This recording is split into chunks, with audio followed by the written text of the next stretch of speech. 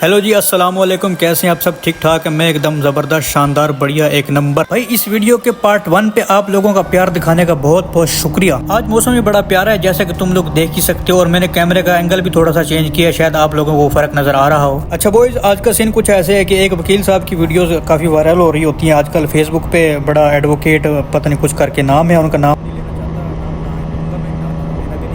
काफ़ी उनकी वीडियोस आ रही होती हैं, लोगों के केस सॉल्व कर रहे होते हैं, कुछ के बता रहे होते हैं। मैंने कहा चलो यार आज मैं भी अपना केस बताता हूँ कि वो भी वकील से ही जुड़ी हुई है, क्योंकि भाई इन सारे वकीलों का वारदात एक तरीका, वारदात एक जैसा ही होता है। बड़ी ही दिलचस्प स्टोरी है, आपको सुन के मजा आएगा। अब सीन कुछ ऐसा है कि मुझे एक नोटिफिकेशन पे स्टे चाहिए था, तो भाई साहब मैं चला गया एक वकील साहब के पास, और वकील साहब को जाके मैंने बताया कि भाई मुझे ऐसे ऐसे करके मामला है और मुझे इस नोटिफिकेशन पे स्टे चाहिए। तो वकील साहब ने कहा भाई बिल्कुल हो जाएगा, 2 दिन में हो जाएगा आपका, कोई इसमें ये तो कुछ है ही कोई नहीं। तो मैंने कहा वाह भाई वाह, क्या बात है, बड़े पहुंचे हुए वकील लगते हैं भाई। तो मैंने कहा ठीक है जी वकील साहब कर दीजिए, कितना टाइम लग जाएगा? तो वकील साहब ने कहा भाई 2 दिन में आपका काम हो जाएगा और 5,000 रुपए यहाँ पे रख दीजिए। मैंने जेब में हाथ डाला और 5,000 रुपए वहाँ पे रख दिए। वैसे केस को इतना बड़ा नहीं था, छोटा मोटा ही केस था, जिसके उसने मुझसे 5,000 रुपए वसूल किए। मैंने कहा चलो छोड़ो, खैर है। 2 दिन के बाद जी मैंने वकील साहब से रब्ता किया। मैंने कहा यार चलो इतनी दूर है, पहले फोन पे रब्ता कर लेता हूँ कि काम हुआ है कि नहीं, इतनी दूर धक्का खाने से तो बेहतर है। तो खैर वकील साहब से फोन पे रब्ता हुआ, वकील साहब से पूछा हाँ जी वकील साहब क्या हुआ, स्टे वगैरह हुआ है कि नहीं हुआ? वकील साहब ने कहा हाँ जी आपका काम तो हो गया, बस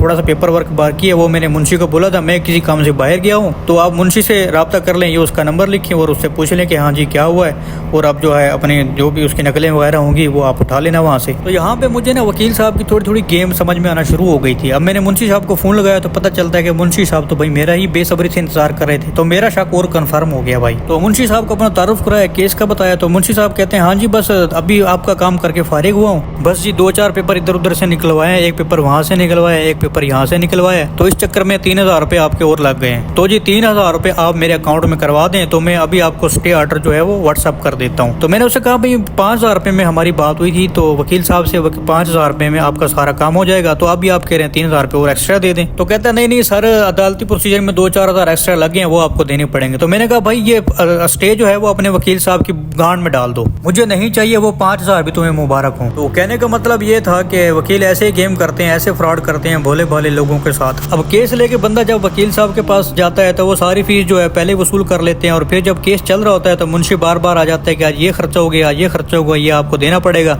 और जब केस मुकम्मल हो जाता है तो फिर जो है सारे पेपर्स तो उन्हीं के पास होते हैं, और फिर वो उन पेपर्स को आपके हाथों में देने के लिए फिर मुंशी साहब, वकील का मुंशी साहब जो है वो और पैसों की डिमांड करेगा, फिर वो भी आपको देने पड़ेंगे। तो ऐसे ये फ्रॉड करते हैं सारे वकील जो भी हैं भाई। ये वाला माफिया जो है एक नंबर है, वकीलों का जो माफिया है ना, ये एक नंबर है, ये सबसे खतरनाक है। अब किसी गरीब बंदे का कोई केस बन जाता है तो वो सारी घर जायदादें बेच के इनकी फीसें पूरी करेगा, वकील से ज्यादा तो उसके मुंशी खा जाता है, ये खर्चा हो गया वो खर्चा हो गया, तो वो घर जायदादें बेच के सारी इनकी फीसें पूरे करेगा या वो केस लड़ेगा, वो क्या करेगा? मतलब भाई कोई बंदा इनके पास, वकीलों के पास चला जाए ना केस लेके, तो इनको पता होता है कि भाई अगला बंदा मजबूर है, और उसकी मजबूरी का इतना फायदा उठाते हैं, इतना फायदा उठाते हैं, इतना फायदा तो कोई किसी अकेली मजबूर औरत का देख कर नहीं उठाता जितना ये उससे वो फायदा उठा लेते हैं गरीब आदमी से। मतलब उसकी जायदादें बिक जाती हैं, उसके घर बिक जाते हैं, लेकिन इनकी फीसें पूरी नहीं होती। मुंशी अलग ले रहा होता है, वकील अलग ले रहा होता है, इनसे पूछने वाला कोई नहीं है वकीलों से यार। और आप इस बारे में क्या सोचते हैं, आपको क्या लगता है, इस बारे में कमेंट्स में लाजमी बताइएगा। तो भाई अगर आपने अभी तक चैनल को सब्सक्राइब नहीं किया तो अभी सब्सक्राइब का बटन दबा दो और बेल आइकन का बटन भी दबा दो, ताकि आपको आगे आने वाली वीडियो का नोटिफिकेशन मिलता रहे, और वीडियो को लाइक भी लाजमी कर देना भाई।